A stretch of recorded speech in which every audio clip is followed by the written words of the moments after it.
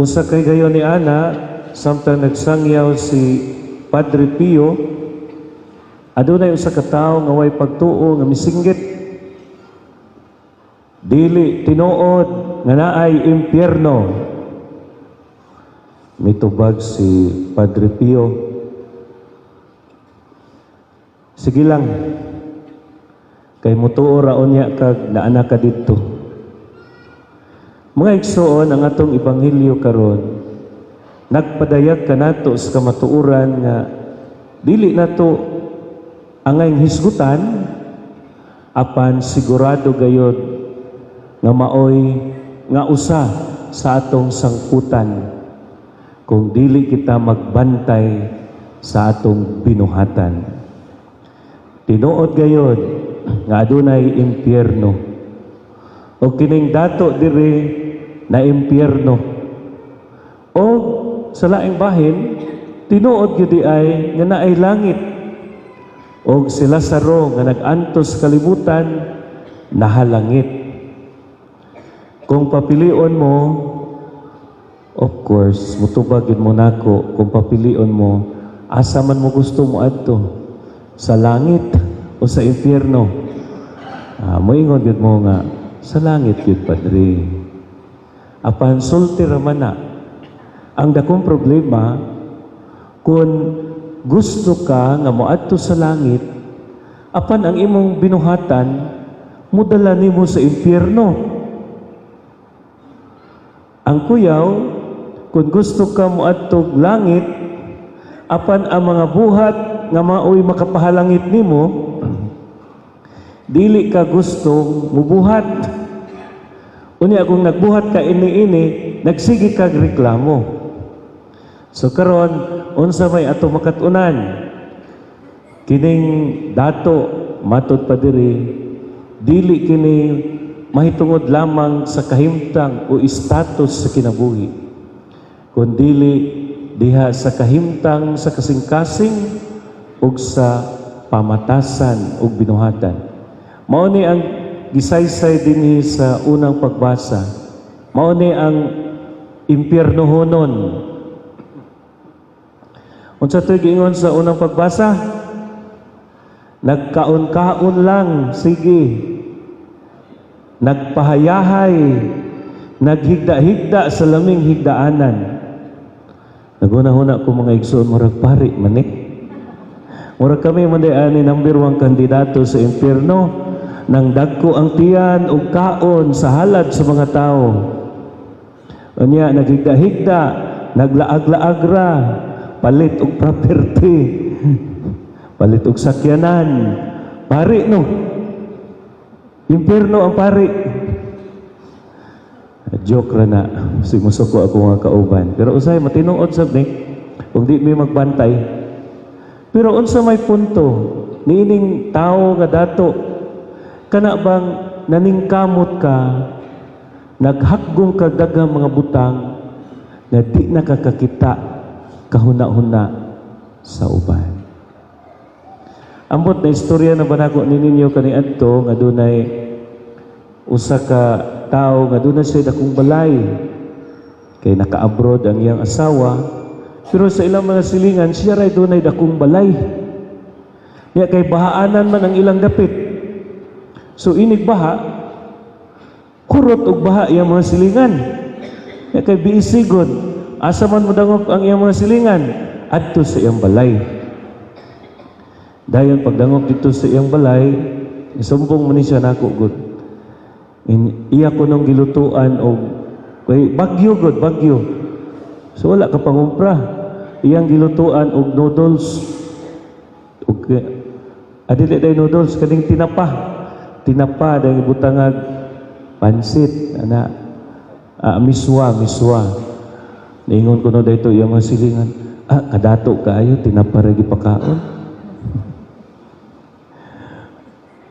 Pagkahuman na pot paglurang sa agi kuan pagtagaan nagsinina kay nagabasa man niya kay daghan man kuno sila kanang kuan ba ista kay maligya man siya mga relief pod. So, tagaan niya, mga relief.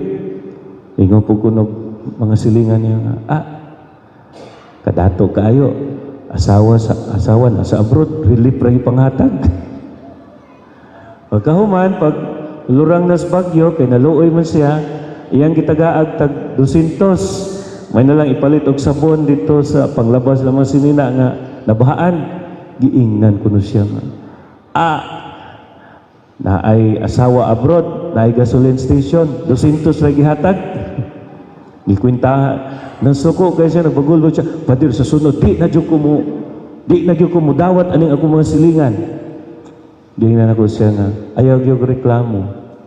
Kay mo na itumong, nganong gitagaag, kalampusan, imong negosyo, nakapahimo og dakong balay, nakatrabaho imong asawa sa abroad, para gyud na sa imong mga silingan. Aron doon na sila'y kadangpan.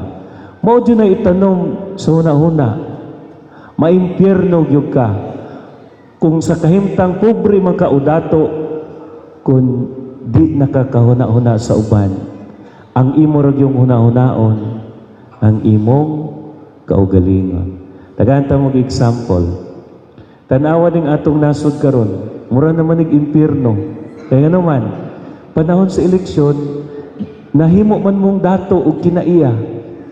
Wa naman mo kahuna-huna sa nasod, dawat ra gyud, may na lang. Mao nay kinaiya sa dato. Dili na maghuna-huna sa kaayuhan sa uban, basta doon ako'y makuha. Okay, balo na mo. Sa bisag, pwede man bisag tagalawis, bisag pobre kaayo, dili nag-ilait god, pero hala bisyo ra jud siya, sige, iya ra jud kaugalingon, ana ra jud iyang kaugalingon, mangawat na lang siya para makapalit og shabu, iya ra jud kaugalingon. Ngayon mga tao, magmotor, bisag gamay kaig motor, hala magpatunga gyud sa kalsada, magtapat pa, magtabi pa, kana mga kinaiya na sa mga dato impiernohonon. Habang magmotor, hoy, kamo mga naay motor, ang balaod anang motor, dili ka magpatunga, magpadaplin ka. Nya inig, overtake ni mo, naay motor, nya, tako ko na kalsada, naay third lane, anaamang good po yung mga dato, billions ang parking area, tuan na po ga parking sa kalsada, kini mga kinaiyanis mga dato, impiernohonon. Kanabang di na ka maghuna natin, di ka maghuna-una nga. I-parking ni mo na imo sa kinang 24 hours diha.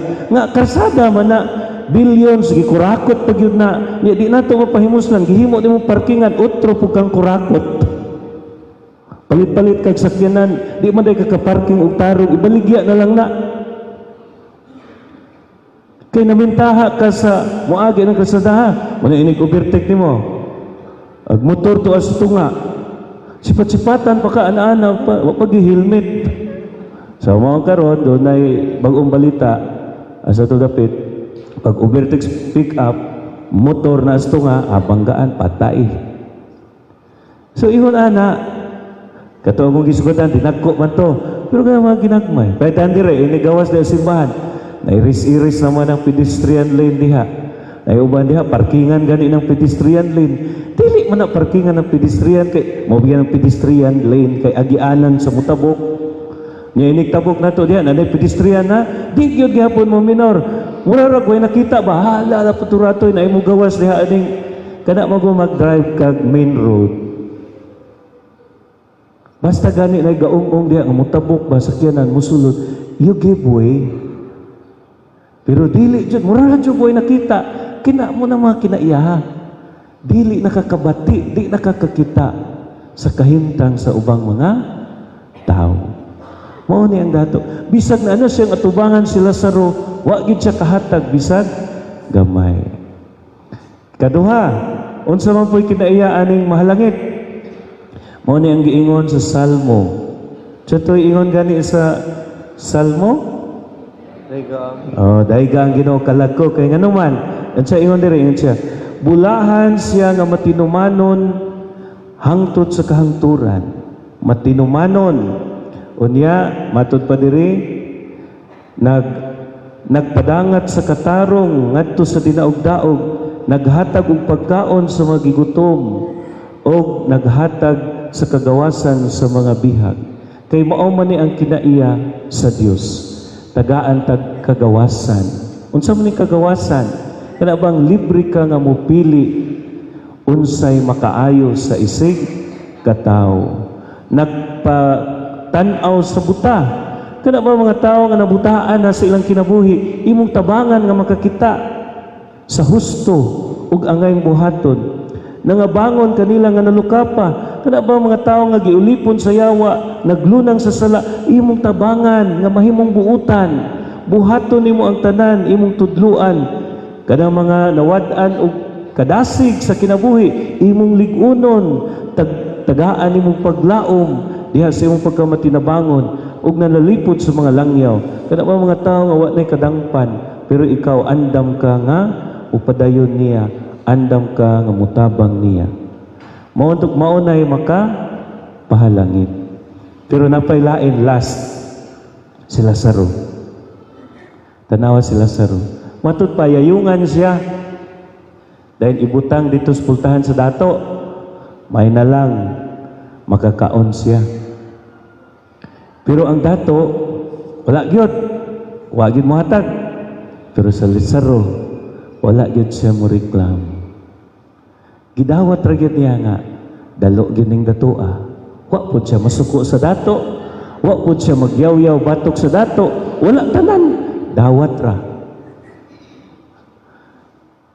So kung kita po'y mabiktima sa mga dato, pareha atong itabangan sa dato nga nabahaan, sardinas ra, relief ra, 200 ra, impierno gihapon ka.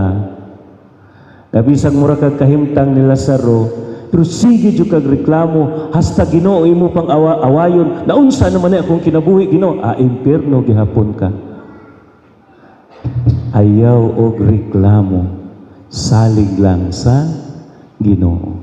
Mo ni giingon diri sa kadawang pagbasa sa sulat ni San Pablo ngadto kang Timoteo, paningkamuti kutob sa imong mahimo nga makadaog ka sa bugno sa kinabuhi, nga mulahutay ka hangtod sa katapusan, kay ang ganti nagpaabot kanimo, ang ganti nga dili matunas, ang purong-purong sa himaya sa gingharian sa Dios. So bahalag unsay mahitabo sa kinabuhi, bahalag na unsa na niya atong nasod karon, usa ra joy angay natong buhaton. Susiha ang imong kaugalingon, sunduga si Lazaro. Bahalag bisag mumuho na lang, way mohatag nimo, ayaw gyud buhi sa Ginoo, kay maora ni bugtong sigurado.